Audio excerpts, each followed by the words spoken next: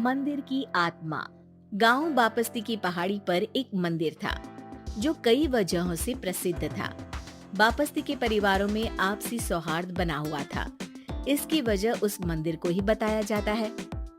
अरे ओ विमला, ये इस मंदिर की कहानी क्या है रे? अरे ये मंदिर इस गांव के लिए बहुत ही शुभ है। अरे शुभ तो है, तो फिर भी लोग इस मंदिर से दूर क्यों रहते हैं?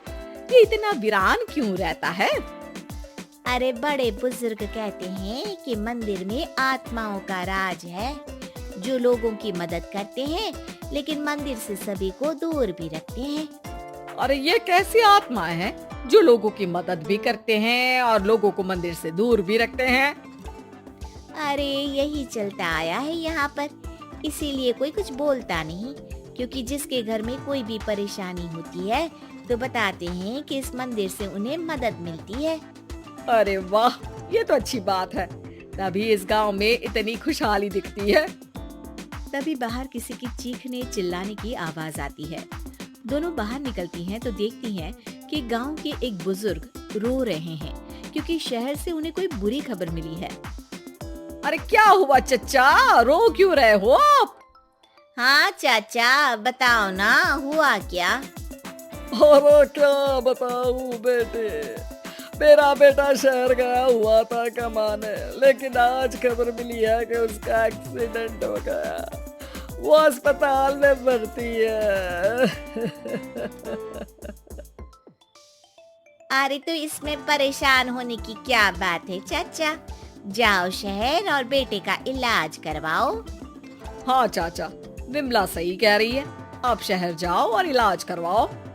अरे कैसे इलाज करवाऊं, अभी पैसे नहीं है और शहर के अस्पतालों में इलाज का खर्चा लाखों में आता है। अरे चाचा, भगवान पर भरोसा रखो, कहीं ना कहीं से मदद जरूर मिल जाएगी। बस आज का दिन कैसे भी काट लो। अरे अब तो बेटा थोड़ा समय काटना भी मुश्किल होता जा रहा है। देख कमला, तू ही समझा चाचा को। अरे पैसों का कहीं ना कहीं से इंतजाम तो जरूर हो जाएगा। अरे चच्चा, जब विमला कह रही है तो थोड़ा उस पर भी भरोसा रखो। चलो आपको घर छोड़कर आ जाती हूँ। उसके बाद कमला उन बुजुर्ग को लेकर चली जाती है और विमला मंदिर की ओर चली जाती है।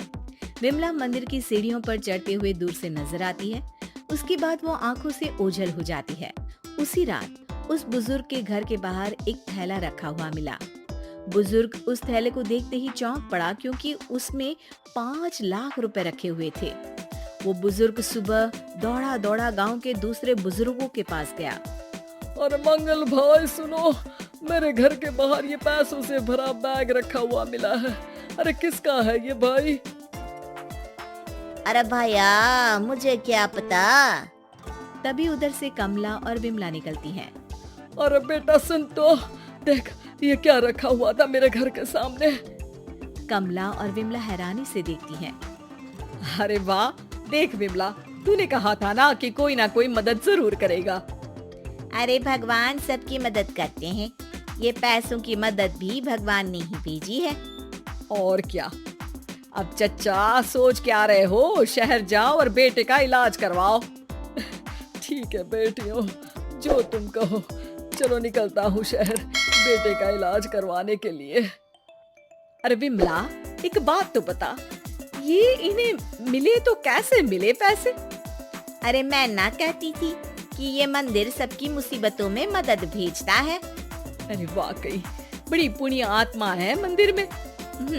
सो तो है, लेकिन उनके बारे में लोगों को कम ही पता है। अच्छा, और तुम्हें क्या पता है? जितना पता था वो तो बता दिया। ना रे ना, मैं नहीं मानती, तू कुछ तो छिपा रही है। अरे कुछ ना छिपा रही, जो पता था वो बता दिया। मंदिर से लोगों को मदद मिलती है, बस इतना ही पता है। ठीक है बाबा, अब नहीं पूछूंगी। इसके बाद उसी रात कमला चुपचाप अपने कमरे से निकलती है और मंदिर की ओर चल पड़ती है। कमला धीरे धीरे मंदिर के दरवाजे पर पहुंचती है। अंदर से हल्की हल्की रोशनी आ रही थी। इसके बाद जो वो देखती है वो हैरान रह जाती है। कमला इसके बाद तेजी से वापस लौट आती है। दूसरे दिन सुबह सुबह। अरे विमला, तू तो छिपी रुस्तम निकली। है? ऐसा क्या छिपा लिया मैंने? अरे तूने तो भनक ही नहीं लगने दी और चाचा की मदद भी कर दी। हैं? ये क्या कह रही हो? ऐसा कैसे कह सकती हो तुम? मैंने कोई मदद नहीं की। अरे सब पता है मुझे, कल रात मैं गई थी मंदिर। तो क्या देखा?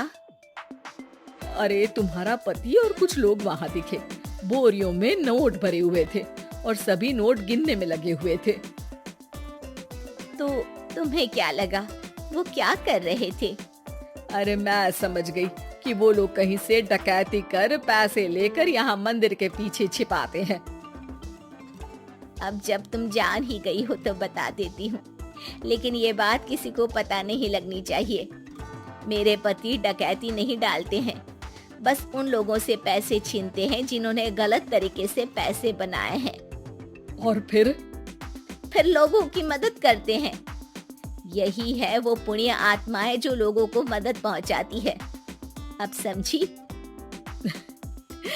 हाँ, अब समझी उन पुण्य आत्माओं का चक्कर। सही है। करते रहो मदद, लेकिन सावधानी से, मेरी तरह कोई और ना पहुंच जाए।